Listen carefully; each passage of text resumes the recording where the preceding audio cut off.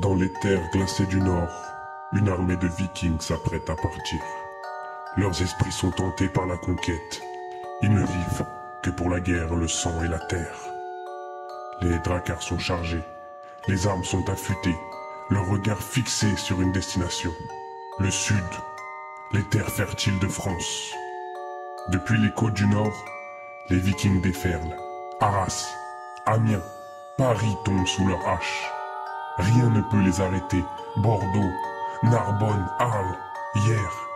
Puis en remontant le Gapot, leur prochaine cible, Soliès-Toucas, une petite ville qui ignore encore la tempête qui approche. Mais dans cette ville, 3 sœurs religieuses, gardiennes du sacré, veillent dans le silence. Elles savent. Quelque chose approche. Et au premier signe, elles envoient des messagers à travers les terres. Et des sœurs guerrières, venues de monastères éloignés, répondent à l'appel. Armées de foi et d'acier, elles se regroupent, prêtes à défendre chaque pierre du village. Prier, s'entraîner, prier pour tuer avec la foi du juste. Ensemble, sœurs, mères contre la barbarie. Puis vient l'inévitable, le choc des épées. Les Vikings descendent des collines hurlant, prêts à tout détruire sur leur passage, mais face à eux, se dressent les sœurs, armes brandies.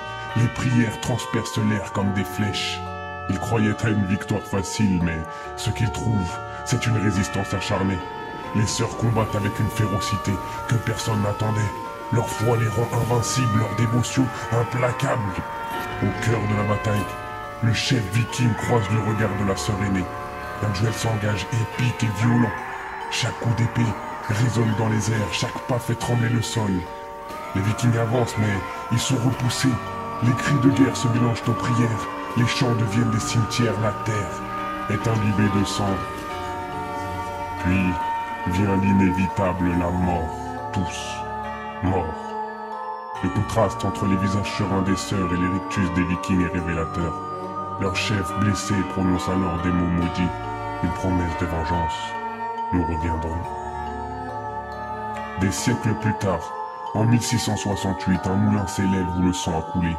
Mais la terre n'a jamais oublié ce sacrifice et un jour, un viking fantôme se dresse devant la mer supérieure et dévoile une vérité effrayante. Nous partîmes 3 frères, aucun ne revint. Vous étiez 3 sœurs, aucune ne s'est relevée. La trinité est brisée, la guerre doit continuer. Aujourd'hui, Halloween semble être une fête inoffensive, mais pas à Soliès-Toucas.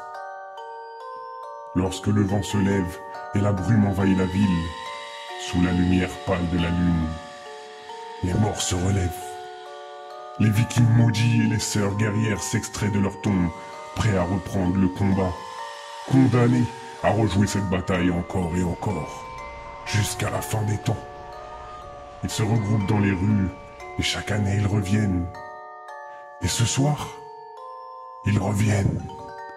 Soliès, choisissez votre camp car ce soir, ils reviennent.